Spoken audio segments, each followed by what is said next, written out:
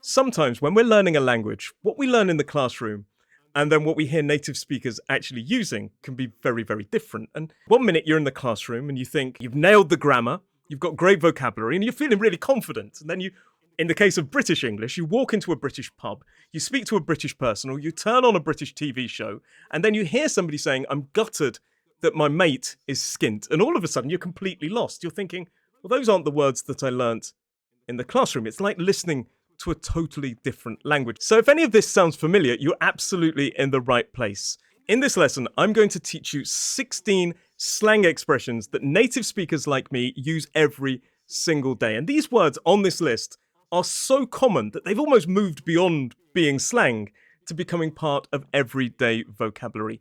And in this lesson, we're going to talk, first of all, about the problem of learning the wrong slang, the danger there. We're going to talk about why I've chosen these words. And then I'm going to go into 16 of the most common British slang expressions.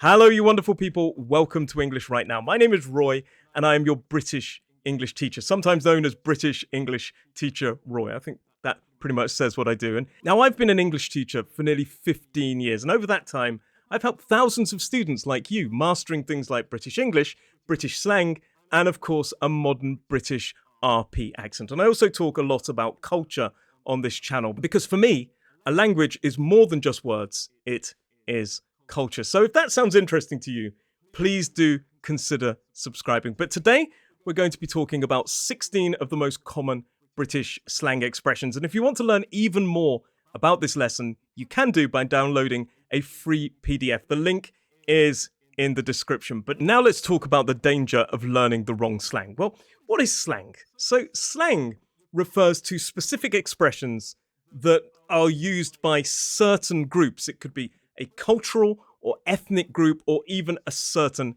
age group.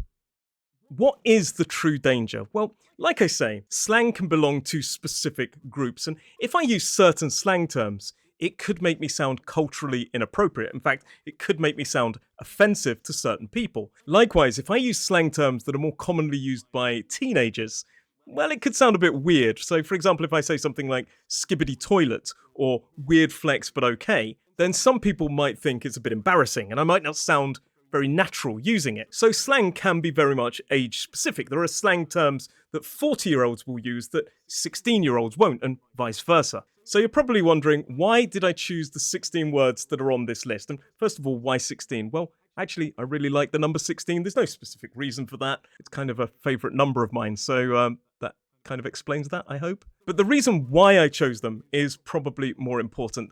These are words that I use pretty much every single day. They are so common, they've almost transcended being slang and become part of everyday vocabulary. These are words that you're going to hear in pubs, at work, and on the telly. That's British slang for TV. But that kind of highlights that there is no limit to where you can use these words. While I wouldn't necessarily use skibbity toilet, certainly not my age in the office, these 16 words can be used everywhere. Although there are a couple that I may say, just be a little bit careful of. But there's also going to be some words that you might be surprised that I've removed. First up, gobsmacked isn't on here, which is a commonly taught one, but it's not as common as it once was. And likewise, chuffed. You may be quite surprised by chuffed. Now, chuffed is incredibly common, but not as much in the younger generation. I'm going to say it's not as common with the 16-year-olds. Maybe at some point it will make a comeback and I need to make another 16.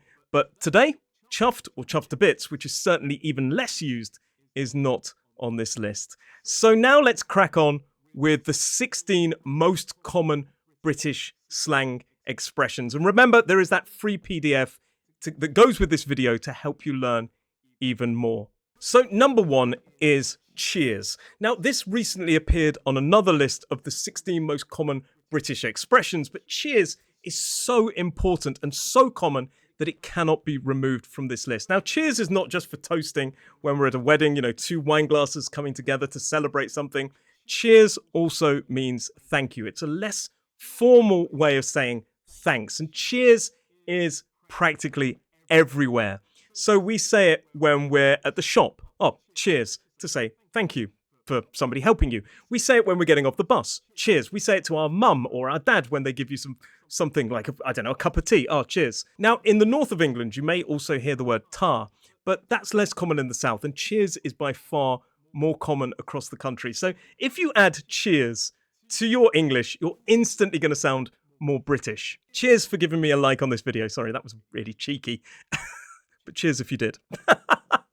Number 2 is mate. Now, mate technically means friend. So I went out the other night with some mates. These are my friends. But we use mate much more widely. We use it for everybody to build rapport. It's quite a friendly way to refer to a person. So the person in the shop that helped me, I might say, cheers, mate. As I'm getting off the bus, cheers, mate. If I see somebody I know, or even if I don't know them, oh, you're right, mate. So mate is a way to instantly build connection and a little bit of rapport. It's very friendly, but there is a distinct difference between my mates and just a general, you're right, mate. Now in Scotland, it may be more common to hear the word pal, P-A-L. But in the south of England, and certainly more widely, mate seems to be quite dominant. Number 3 is incredibly common. It is knackered. Knackered just means exhausted. An alternative to this would be shattered. So, I've been working all day. I am knackered. And notice that spelling, K-N at the start. The K is silent, so it's knackered, not knackered. Number 4 is gutted. Gutted means devastated, incredibly sad, but it goes beyond the feeling of being sad. It's just absolutely shocked and devastated. If you think that your innards are your guts, it's the idea that you've kind of been opened up and had your intestines and things like this removed.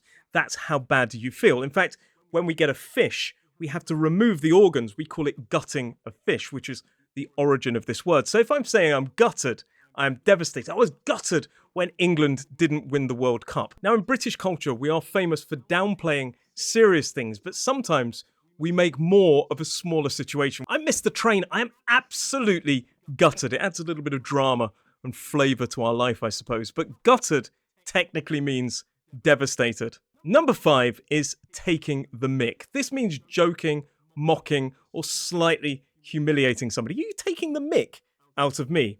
An alternative, which is slightly ruder, is taking the piss. I wouldn't use taking the piss in more sort of polite situations or even in the workplace. I would tend to go for taking the mick. But taking the mick just means joking or mocking. Don't worry, I'm sorry, I'm only taking the mick. Piss as well, technically, is a very mild swear word, and it means to urinate. So be very, very careful. If you say taking a piss, that means urinating in quite a crude way. But if you say taking the piss, it means to be joking or mocking. But I would honestly go more towards saying taking the mick. It's more comfortable and it's more common in everyday situations. Number 6 is faff. This can be a noun. A faff just means a chaotic situation in which you achieve nothing or nothing you want to do goes right. So what an absolute faff that was. The train didn't arrive and then Bob forgot the tickets. And again, as I said, British people do like to downplay things. So maybe you could use this word to downplay a serious situation. You could say, yeah, it was a bit of a faff this morning. My car blew up. Now that's not a faff, but we are using it to downplay. There are also 2 phrasal verbs that you can use that come from the word faff. Faff around and faff about. They both mean the same thing. You could faff around and faff about. It means waste time doing nothing, which kind of bleeds into that idea of the noun of not achieving what you wanted to achieve. So stop faffing around and get back to work. Number 7 is sorted. Sorted basically means everything's handled and organized. So you could say, don't worry, the holiday's all sorted. Don't worry, I've sorted the mess. Sorted is a wonderful way to say everything is under control. I've got this. Keep calm, carry on. Everything is sorted. Oh, don't worry about the boss. It's all sorted now. The argument is over. So that's when the situation is handled and the argument is resolved. And number 8 is halfway. It is bloody. Now, bloody is a very, very minor swear word in some people's eyes, but realistically, it gets used so commonly. It is our favorite intensifier. It makes everything stronger. If you want to say it's cold today, but take it to the next level, you can say it's bloody cold today. So this can be used for negative situations. Oh, that was bloody awful. Not just awful. That was really awful. But we can also use it for quite positive things. Oh, that food is bloody lovely. Sometimes you'll even hear British people say, oh, I bloody love you, which is a really strong way of saying I like you a lot. You might also have heard the expression bloody hell, which is something we use all the time. This is when things are going really wrong and we're really frustrated. Oh, bloody hell. It's an absolute faff today in the office. And seeing as we've reached the halfway point of this video, please do remember there is a free PDF to download with lots more information about these words. You can download it and also answer a few questions in the form of a quiz. Download it by clicking in the description below. But now let's move on to number 9 of the most common slang words, words that have almost become regular parts of vocabulary. And this one is fancy. Now, fancy means to desire or to want. We often use it for food or for drink. Oh, I fancy a pint after work, or I fancy a burger. It means that we desire. Fancy can also be used to talk about people, and it means to like somebody or desire somebody romantically, sometimes sexually as well. But it's more about romantically. So he fancies you, you know. In other words, he's got a desire to be in a relationship with you. Now, quite commonly back in my day, kids would go up to other kids and say, my mate fancies you. In other words, my friend thinks you're cute or wants to date you. Maybe they were like 10-year-olds. And quite commonly, the person that said it was actually the person that fancied the other person, rather than this mate who really didn't have any interest whatsoever. And it was kind of way, I guess, of deflecting the potential embarrassment at the age of 10 of a potential rejection. So you could fancy a burger, or you could fancy a person. Number 10 is brilliant. Now, you might know this literally to talk about a light that is very bright or somebody who is very intelligent, but brilliant in British informal English means great. So, for example, or wonderful. So, for example, you passed your test. Oh, brilliant. I've just built a brilliant Lego set. Now, as a side note, this word is quite commonly used in a sarcastic way when something is very far from being wonderful. Oh, it's raining again. Brilliant. But there, it's all about the tone of voice. There is a distinct difference between, oh, you passed your test, brilliant, or, oh, the weather's raining, brilliant. Listen to that dead, flat tone of sarcasm. The opposite of brilliant is rubbish. Now, rubbish is technically something we throw in the bin, but rubbish is quite commonly used to mean bad or terrible. So, for example, the weather today is rubbish. It's bloody cold and it is bloody raining. It is a rubbish day. It just means very, very bad. Or that film was absolute rubbish. It's just bad. It's a bad film. We also use the word rubbish when somebody's telling lies, or when what somebody is saying is absolute nonsense. Oh, he's talking rubbish again. He has no idea what he's talking about. Number 12 is a really, really common one, and it's quite versatile as well. It is dodgy. Dodgy can mean untrustworthy or a bit suspicious. Be careful, that car salesman seems a bit dodgy. In other words, not to be trusted. But we also use it to mean potentially dangerous. Oh, she lives in a dodgy part of town. So there's 2 definitions, but we have a third as well, which is low quality or likely to cause you problems or issues. I had a dodgy curry last night and now I've got a really bad stomach.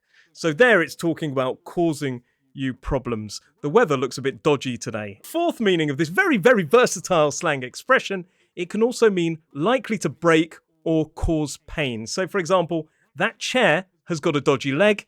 Don't sit on it too quickly. In other words, the leg might break. Or, oh, I've got a really dodgy back, so my back is hurting. Number 13 is whinge. Whinge basically means to complain and moan and just this endless complaining. We use this word as a verb. So, for example, my son will not stop whinging. Will you stop complaining? We do sometimes use it as a noun. Oh, we had a good whinge earlier on about work. Oh, I don't think he's happy at all. Number 14 is banter. Now, banter is basically an exchange of jokes, normally between friends, and it often uses good humoured teasing. So you may hear British people kind of taking the mick out of each other, but in a friendly way. It's normally a sign that you have a good friendship if you have a good level of banter. So it's this kind of playful and friendly exchange of jokes and teasing remarks between friends. And we can use it as a noun. There was some really good banter last night. Or we can also use it as a verb. The men bantered with the waitress. Banter is a really important part of British culture.